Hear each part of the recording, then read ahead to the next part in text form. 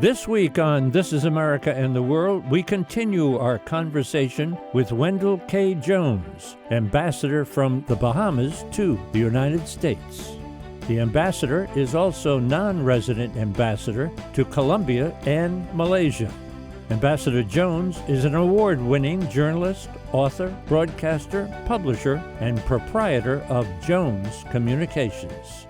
In those little islands where there's 150 people or 400 people, would you say that primarily they're producing their own food? Is agriculture would be that? Is that what's going on there? They rely too on tourism from the U.S. We have a very vibrant bone fishing industry, and so there are bone fishing lodges that you would find in places like Acklands and Mayaguana and Andros, where you have captains of industry in the United States. They would fly down and spend a week or two fishing. And so while the island itself probably would have 400 people, they too rely on tourism and a little farming and seafaring. I want to go back to the history piece because the name of the peoples who were the indigenous people, what were they called? Well, it depends on how far back you go. Oh, okay. Because we've had the Arawak Indians, we've had the Lucayans. That was the one I was thinking of. The Lucayans,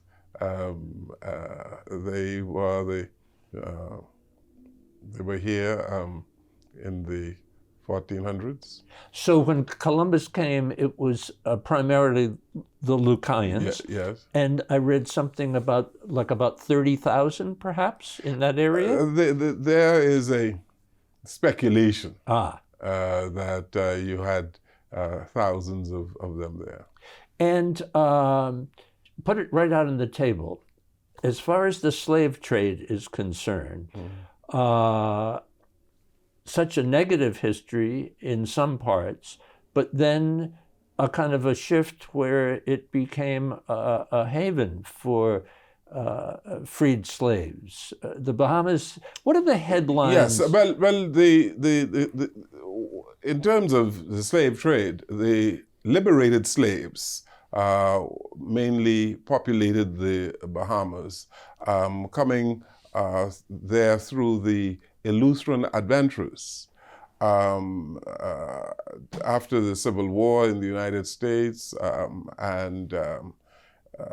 you had people who fled, and they brought with them to the Bahamas slaves. And so they were liberated slaves, which a little different from the slaves that came by boat from Africa, from Ghana. And so there were a lot of liberated slaves in the Bahamas, and they were farming for cotton in the Main and the southeastern islands. And after a while, their slave masters left them, abandoned them, went back to the States, and these liberated slaves remained in the Bahamas. So the influences on the Bahamas is Africa, Spain, England, huh? A little bit of, and even a sliver of the United States at one piece. Huh? Well, there was a time when Spain occupied the Bahamas just for a short time before the English came and took it away.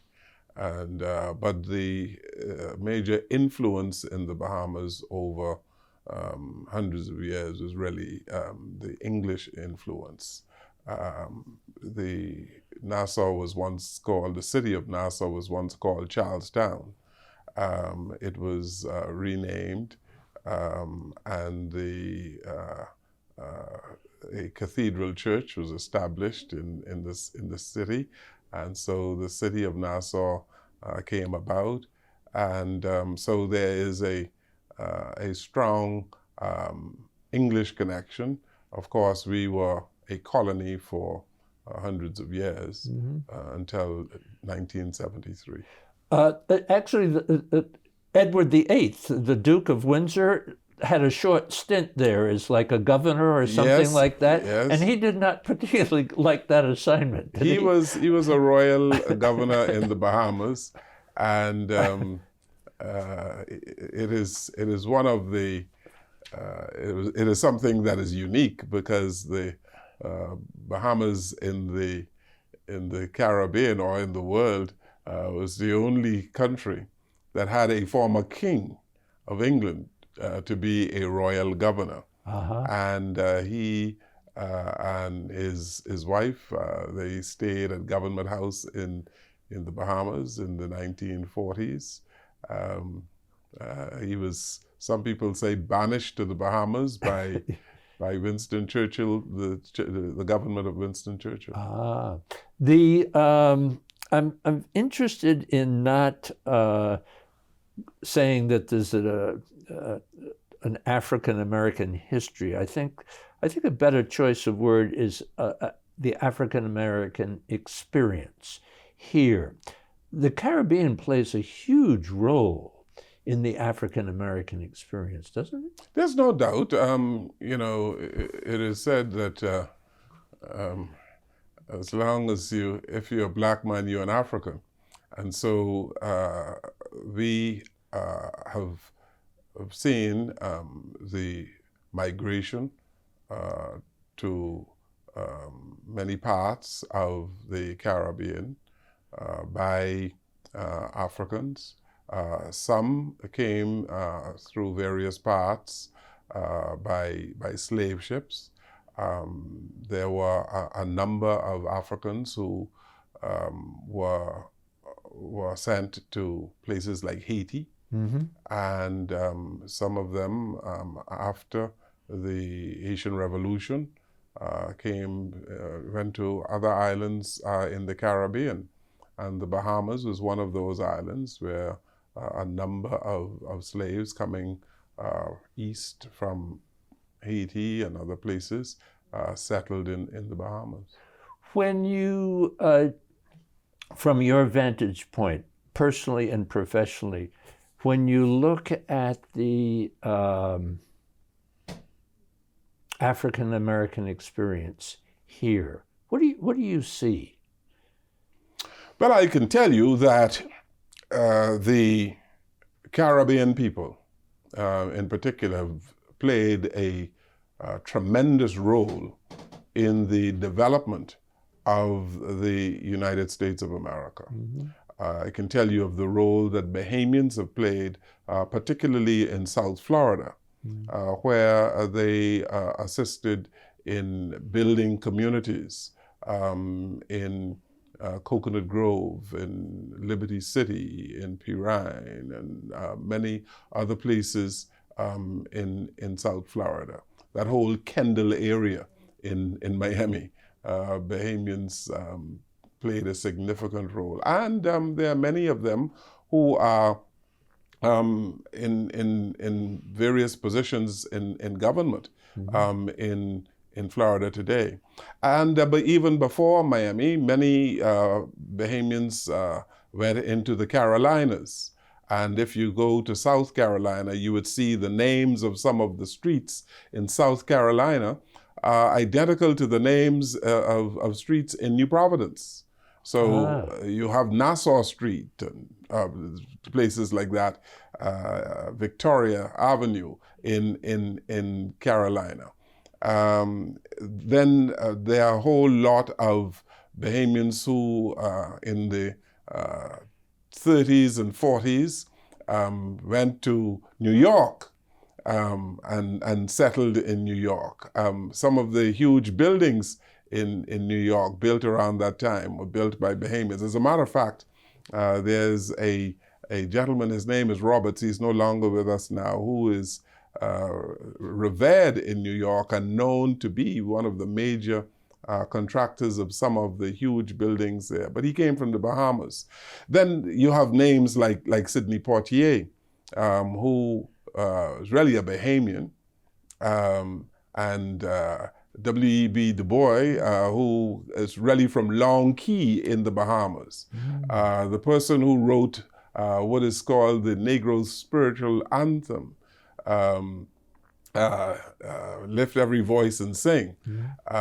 His mother was a Dillet who lived in New Providence. So James Weldon Johnson and his brother, they got together and they wrote the song, composed the music, and they are essentially Bahamians.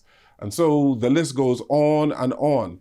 And in modern days, you have a number of Bahamians who are running universities here, who are professors in universities. I wouldn't talk about in sports. They are in the major leagues in the United States of America. So the relationship between the Bahamas and the United States has always been very, very strong. There was a time that Bahamians didn't need passports to come to the United States. Because you're so much a part of us. Absolutely. And that is why Sidney Poitier was born in Miami, because his mother and father came by boat from a place called Cat Island to sell their tomatoes in Miami. Okay? You know, we have many stories of Bahamians who, like Sidney, who were able to do well in the United States. And I'll tell you this, we are one of the few countries in the world where there is pre-clearance right now. So if you visited the Bahamas, you can clear customs and immigration to enter the United States in the Bahamas. I like that. I like that. And I've experienced it once. Yes. It is because of the very strong relationship that we have developed. We are not only neighbors, we are family. Thank you. We're going to take a little break, Ambassador. Tell the folks at home we are talking with the Honorable, the Ambassador from the Bahamas to the United States, Wendall Jones. Sit tight, back on the other side. This is America and the World. This is America and the World is made possible by the Japan-America Society of Washington, D.C., 21st Century Citizenship, the Frank Islam and Debbie Dreisman Foundation, the Nepal Tourism Board, the Sultanate of Oman, the Kingdom of Morocco, the Forerunner Foundation, the Rotondaro Family Trust, and the Embassy Series, uniting people through musical diplomacy. Ambassador, let me take advantage of our time together for you to educate us about CARICOM, an association of the Caribbean countries. Tell us a little bit, CARICOM. What is the nature of the organization? Who are the members? Perhaps we could put some of the names on the screen as we're talking. CARICOM is a group of nations of the Caribbean, made up of 40 countries. You have Jamaica, Barbados, Trinidad, Guyana, St. Vincent and the Grenadines, you have St. Kitts, and the list goes on. The Caribbean community, that is what it is, decided many years ago that it is to the advantage of all of the developing states in the Caribbean to have this organization so that they can speak often with one voice in international fora, whether it's the United Nations, the Organization of American States, or even in some of the international financial organizations of the world. Many years ago, even prior to CARICOM, there was the West Indies Federation, which did not really take off. It failed. But in 1973, there was the Treaty of Chaguaramas signed in Trinidad that brought about CARICOM. And from then, it got stronger. And so it is about the integration of the Caribbean. We have shared values, we have shared interests, and currently I am the chairman of the Caucus of Ambassadors. Our Prime Minister, Philip Davis, is the chairman of CARICOM, and every 6 months there is a change in the chairmanship of CARICOM. So as the chair, the Bahamas and the Prime Minister in the lead, are the Bahamas, or should we say, are the Bahamas or is the Bahamas? I just thought, how do you say that, is or are? Well, some people say is, some people say are, because the Bahamas, we are a number of countries in one space. Yeah. And so there are some people who say the Bahamas are. Yeah. And it's always the with a capital T, yes, which I think is important. It is the Bahamas. The yes. Bahamas. A number of islands in very shallow waters. You as the chair, are you hosting different events in the Bahamas? We get together, we meet on various issues here in the United States, so that we can speak often with one voice, and we are updated on the various positions of our heads, the positions that they are taking in the various capitals in the Caribbean. So what is the relationship with CARICOM, say, to South America, to Europe, to the United States? Well, there are different interests. And of course, we are about promoting the interests of the people of the Caribbean. How many millions of people are we talking about? Millions and millions. Millions, yes. Yeah. We are awaiting the latest census now.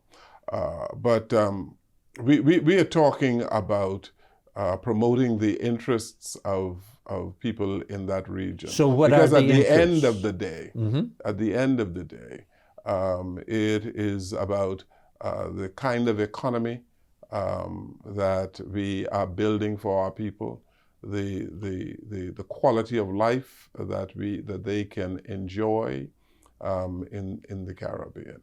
Matters of security, whether or not we are secure as a people. So these are the issues that the average person, whether he's the average person in the Bahamas or Jamaica, Barbados, Trinidad, or where else, they are concerned about these, what some people might call mundane issues, but they are issues about their survival. Quality of life. Quality of life issues.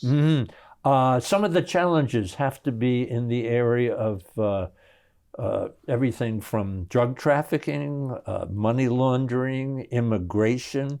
Help us understand those challenges as well. Well, we have some of these challenges because people want to get to the largest economy of the world. Many years ago, we had a significant drug trafficking problem in the Bahamas. It has dissipated quite a lot because people didn't want their drugs in the Bahamas. They wanted it in the big market. And so the big market being? The United States of America. Yeah. And so there was a tremendous cost to our government to police waters of the Bahamas to keep drugs out of the United States and off the streets in San Francisco and New York and Boston and places such. All right, and so our defense force in the Bahamas had a Herculean task in dealing with this. The fact of the matter is that there were many Americans who did not appreciate what the law enforcement officers in the Bahamas, what we were doing. But happily, there is an organization called Operation Turks and Caicos Islands, OBBAT it is called, where there is policing of the entire archipelago. And so we have seen, as I mentioned just now, a dissipation, a slowdown in the amount of drugs coming through the Bahamas. Mm-hmm. What we are concerned about now is, in the Bahamas, is the trafficking of guns. And we have a crime problem in the Caribbean. And that is largely due to the amount of guns coming out of North America into the Caribbean. There's not one Caribbean country that manufactures a gun. Not one. Mm-hmm. And so a whole lot of them are smuggled in.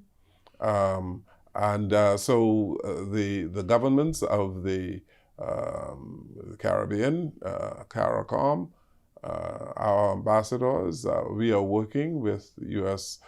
Government officials to see the extent to which we can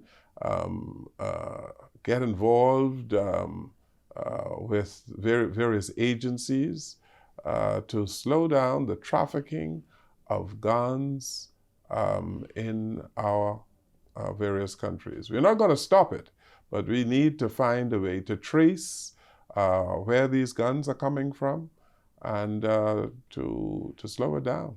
Can you just believe that the number of guns in the United States is more than the number of people in the United States? I mean, it's just overwhelming. Absolutely. And the gun violence here is so tragic and so unacceptable. I hate to even use the word unacceptable. It's just beyond belief what we deal with here in the United States as far as guns are concerned. We are very concerned about that, and we see that there's an increase in the amount of guns and ammunition coming to our islands, and our crime problem in the Bahamas, if there is one, is directly related to the access of guns coming from the United States. And I might add that the Bahamas is a peaceful place. And when you talk about crime in the Bahamas, and if there are a few incidents in the Bahamas, people say the Bahamas, but there are islands of the Bahamas where there is no crime whatsoever. And of course, because the vast majority of people live in New Providence, you would have the majority of criminal acts taking place in New Providence. But you can go to many of the islands of the Bahamas. You can sleep with your doors open. As a matter of fact, you don't need to lock your doors at all. And there are doors in the family islands without locks. That's a nice thing to hear. What are some of the interests and initiatives that CARICOM can kind of grab a hold of and say these have been successes? Well, there are many issues that trouble us now, of course. The whole issue of climate change we are dealing with. We have had to deal with the issue of financing and how we were, as a people, mistreated by those international organizations that I told you about. But, you know, the fact of the matter is that we have residual economies in the Caribbean because they are largely dependent on tourism coming from North America. We do have some European and Asian visitors, but the preponderance of visitors, they come from North America. I want to share with you some short pieces from interviews that I've done over the years. I call them reflections, and you can find them on the media platform Substack. They're filled with wisdom and inspiration and motivation. So search Dennis Wholey on Substack.com. Enjoy and share. For information about This Is America and the World, visit our YouTube channel, This Is America TV, visit our website, thisisamerica.net, and follow us on Facebook and Twitter. This Is America and the World is made possible by the Japan America Society of Washington, D.C., 21st Century Citizenship, the Frank Islam and Debbie Dreisman Foundation, the Nepal Tourism Board, the Sultanate of Oman, the Kingdom of Morocco, the Forerunner Foundation, the Rotondaro Family Trust, and the Embassy Series, uniting people through musical diplomacy.